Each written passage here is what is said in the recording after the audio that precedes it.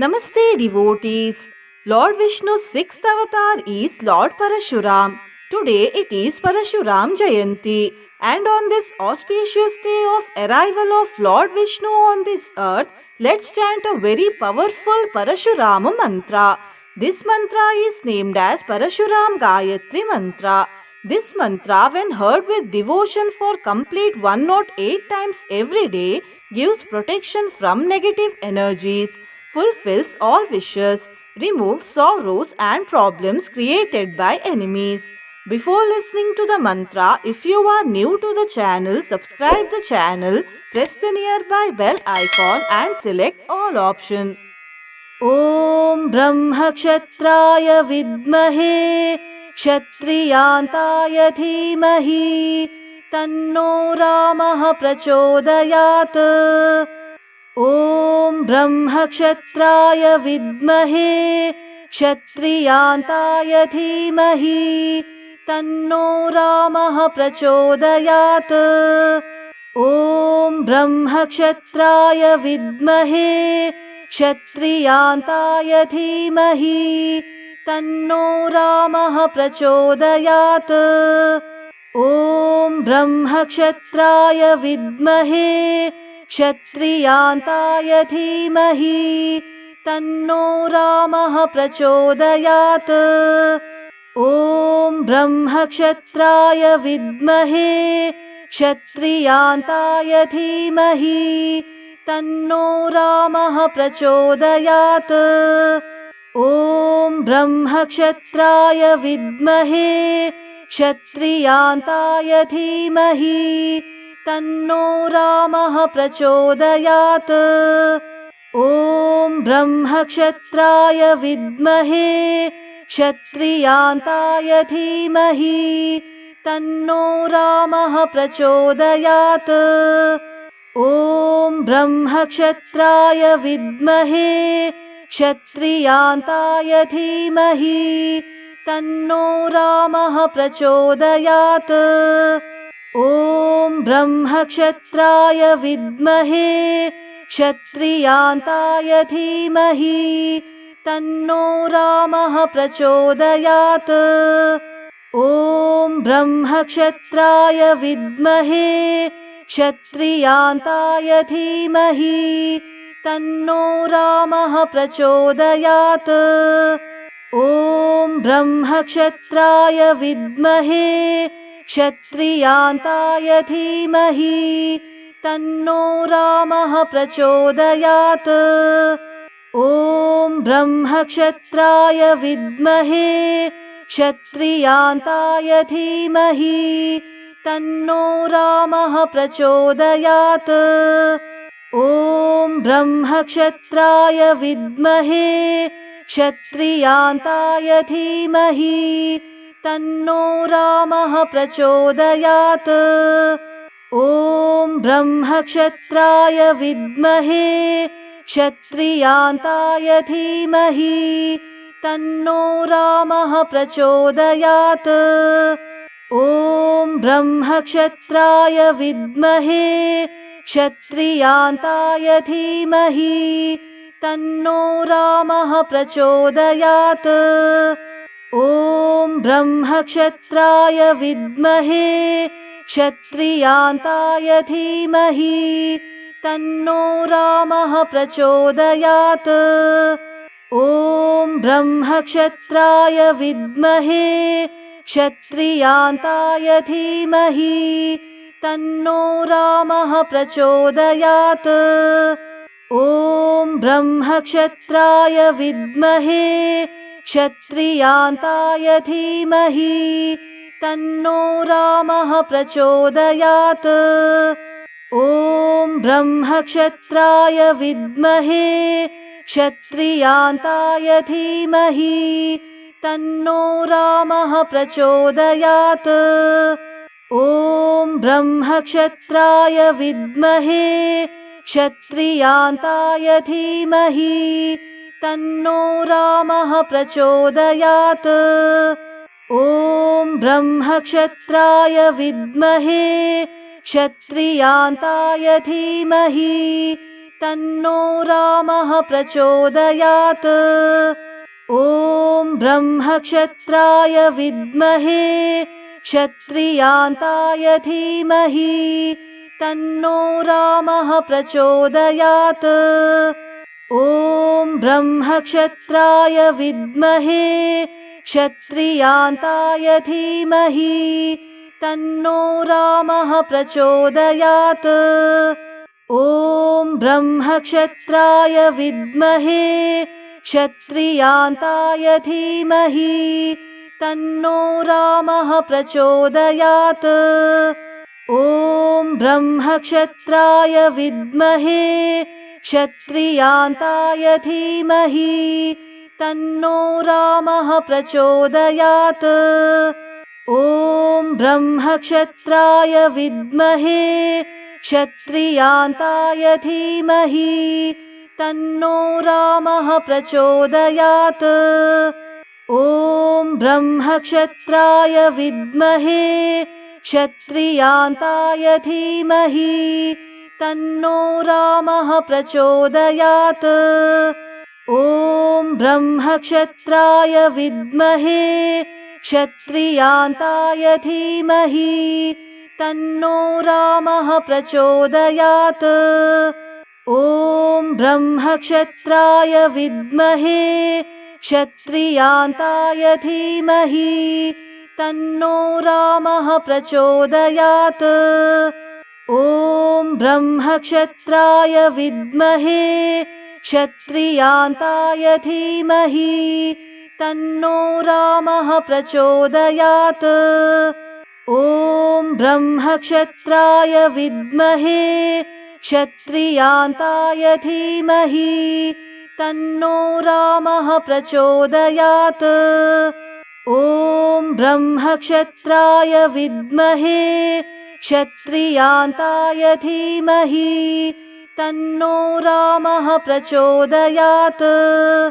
ॐ ब्रह्मक्षत्राय विद्महे क्षत्रियान्ताय धीमहि तन्नो रामः प्रचोदयात्। ॐ ब्रह्मक्षत्राय विद्महे क्षत्रियान्ताय धीमहि तन्नो रामः प्रचोदयात्। ॐ ब्रह्मक्षत्राय विद्महे क्षत्रियान्ताय धीमहि तन्नो रामः प्रचोदयात्। ॐ ब्रह्मक्षत्राय विद्महे क्षत्रियान्ताय धीमहि तन्नो रामः प्रचोदयात्। ॐ ब्रह्मक्षत्राय विद्महे क्षत्रियान्ताय धीमहि तन्नो रामः प्रचोदयात्। ॐ ब्रह्मक्षत्राय विद्महे क्षत्रियान्ताय धीमहि तन्नो रामः प्रचोदयात्। ॐ ब्रह्मक्षत्राय विद्महे क्षत्रियान्ताय धीमहि तन्नो रामः प्रचोदयात्। ॐ ब्रह्मक्षत्राय विद्महे क्षत्रियान्ताय धीमहि तन्नो रामः प्रचोदयात्। ॐ ब्रह्मक्षत्राय विद्महे क्षत्रियान्ताय धीमहि तन्नो रामः प्रचोदयात्। ॐ ब्रह्मक्षत्राय विद्महे क्षत्रियान्ताय धीमहि तन्नो रामः प्रचोदयात्। ॐ ब्रह्मक्षत्राय विद्महे क्षत्रियान्ताय धीमहि तन्नो रामः प्रचोदयात्। ॐ ब्रह्मक्षत्राय विद्महे क्षत्रियान्ताय धीमहि तन्नो रामः प्रचोदयात्। ॐ ब्रह्मक्षत्राय विद्महे क्षत्रियान्ताय धीमहि तन्नो रामः प्रचोदयात्। ॐ ब्रह्मक्षत्राय विद्महे क्षत्रियान्ताय धीमहि तन्नो रामः प्रचोदयात्। ॐ ब्रह्मक्षत्राय विद्महे क्षत्रियान्ताय धीमहि तन्नो रामः प्रचोदयात्। ॐ ब्रह्मक्षत्राय विद्महे क्षत्रियान्ताय धीमहि तन्नो रामः प्रचोदयात्। ॐ ब्रह्मक्षत्राय विद्महे क्षत्रियान्ताय धीमहि तन्नो रामः प्रचोदयात्। ॐ ब्रह्मक्षत्राय विद्महे क्षत्रियान्ताय धीमहि तन्नो रामः प्रचोदयात्। ॐ ब्रह्मक्षत्राय विद्महे क्षत्रियान्ताय धीमहि तन्नो रामः प्रचोदयात्। ॐ ब्रह्मक्षत्राय विद्महे क्षत्रियान्ताय धीमहि तन्नो रामः प्रचोदयात्। ॐ ब्रह्मक्षत्राय विद्महे क्षत्रियान्ताय धीमहि तन्नो रामः प्रचोदयात्। ॐ ब्रह्मक्षत्राय विद्महे क्षत्रियान्ताय धीमहि तन्नो रामः प्रचोदयात्। ॐ ब्रह्मक्षत्राय विद्महे क्षत्रियान्ताय धीमहि तन्नो रामः प्रचोदयात्। ॐ ब्रह्मक्षत्राय विद्महे क्षत्रियान्ताय धीमहि तन्नो रामः प्रचोदयात्। ॐ ब्रह्मक्षत्राय विद्महे क्षत्रियान्ताय धीमहि तन्नो रामः प्रचोदयात्। ॐ ब्रह्मक्षत्राय विद्महे क्षत्रियान्ताय धीमहि तन्नो रामः प्रचोदयात्। ॐ ब्रह्मक्षत्राय विद्महे क्षत्रियान्ताय धीमहि तन्नो रामः प्रचोदयात्। ॐ ब्रह्मक्षत्राय विद्महे क्षत्रियान्ताय धीमहि तन्नो रामः प्रचोदयात्। ॐ ब्रह्मक्षत्राय विद्महे क्षत्रियान्ताय धीमहि तन्नो रामः प्रचोदयात्। ॐ ब्रह्मक्षत्राय विद्महे क्षत्रियान्ताय धीमहि तन्नो रामः प्रचोदयात्। ॐ ब्रह्मक्षत्राय विद्महे क्षत्रियान्ताय धीमहि तन्नो रामः प्रचोदयात्। ॐ ब्रह्मक्षत्राय विद्महे क्षत्रियान्ताय धीमहि तन्नो रामः प्रचोदयात्। ॐ ब्रह्मक्षत्राय विद्महे क्षत्रियान्ताय धीमहि तन्नो रामः प्रचोदयात्। ॐ ब्रह्मक्षत्राय विद्महे क्षत्रियान्ताय धीमहि तन्नो रामः प्रचोदयात्। ॐ ब्रह्मक्षत्राय विद्महे क्षत्रियान्ताय धीमहि तन्नो रामः प्रचोदयात्। ॐ ब्रह्मक्षत्राय विद्महे क्षत्रियान्ताय धीमहि तन्नो रामः प्रचोदयात्।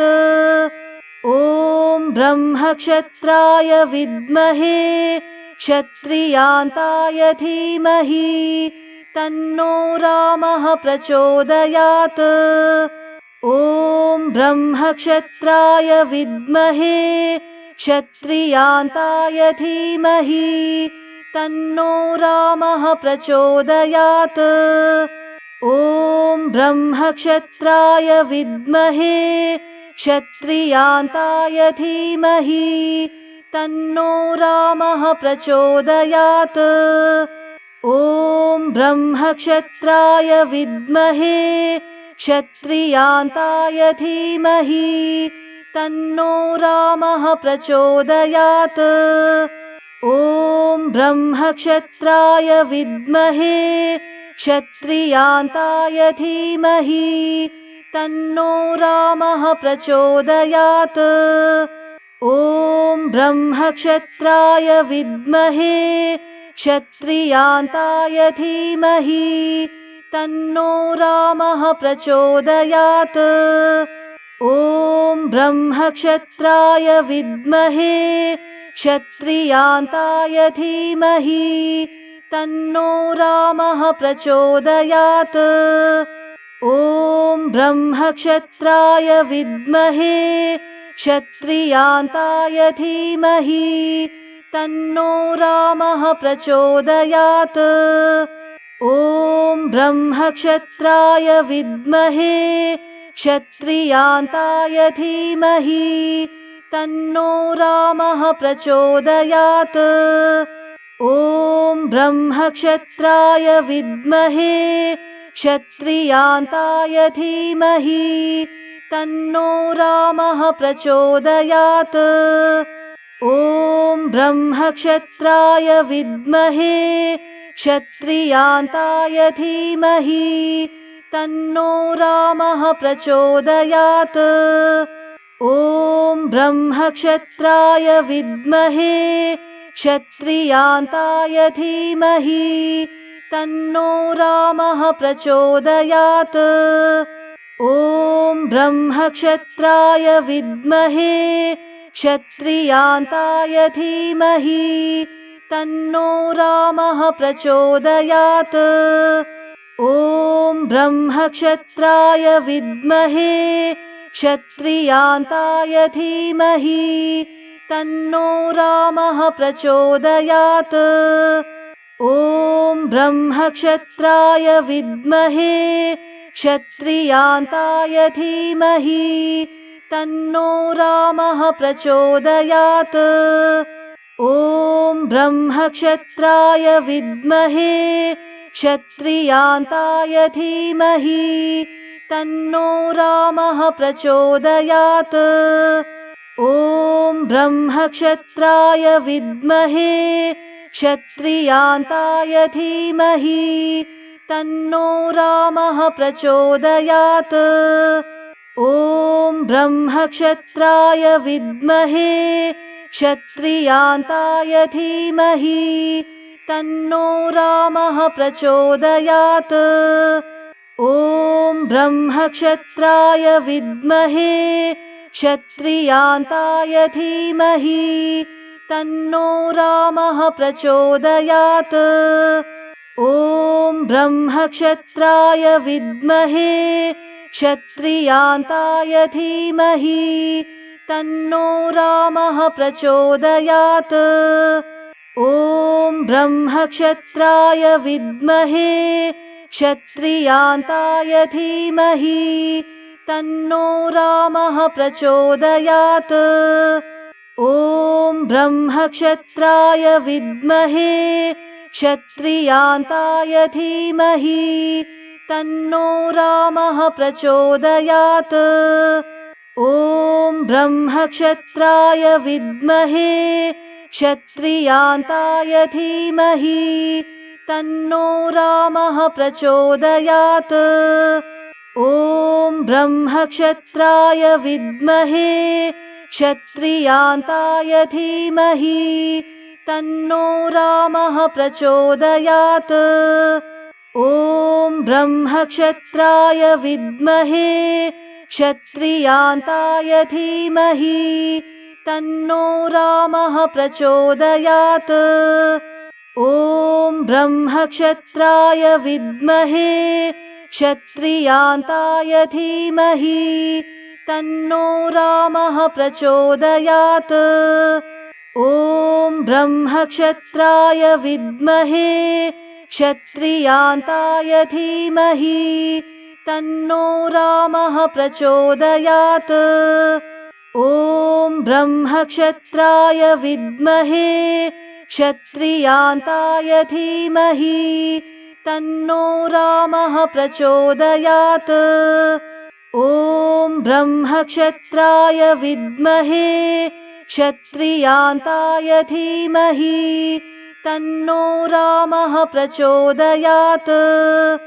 ॐ ब्रह्मक्षत्राय विद्महे क्षत्रियान्ताय धीमहि तन्नो रामः प्रचोदयात्।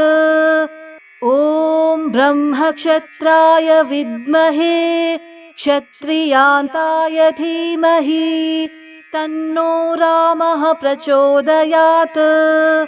ॐ ब्रह्मक्षत्राय विद्महे क्षत्रियान्ताय धीमहि तन्नो रामः प्रचोदयात्। ॐ ब्रह्मक्षत्राय विद्महे क्षत्रियान्ताय धीमहि तन्नो रामः प्रचोदयात्। ॐ ब्रह्मक्षत्राय विद्महे क्षत्रियान्ताय धीमहि तन्नो रामः प्रचोदयात्। ॐ ब्रह्मक्षत्राय विद्महे क्षत्रियान्ताय धीमहि तन्नो रामः प्रचोदयात्।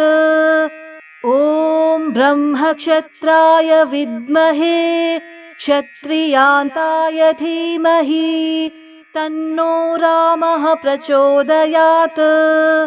ॐ ब्रह्मक्षत्राय विद्महे क्षत्रियान्ताय धीमहि तन्नो रामः प्रचोदयात्। ॐ ब्रह्मक्षत्राय विद्महे क्षत्रियान्ताय धीमहि तन्नो रामः प्रचोदयात्। ॐ ब्रह्मक्षत्राय विद्महे क्षत्रियान्ताय धीमहि तन्नो रामः प्रचोदयात्। ॐ ब्रह्मक्षत्राय विद्महे क्षत्रियान्ताय धीमहि तन्नो रामः प्रचोदयात्।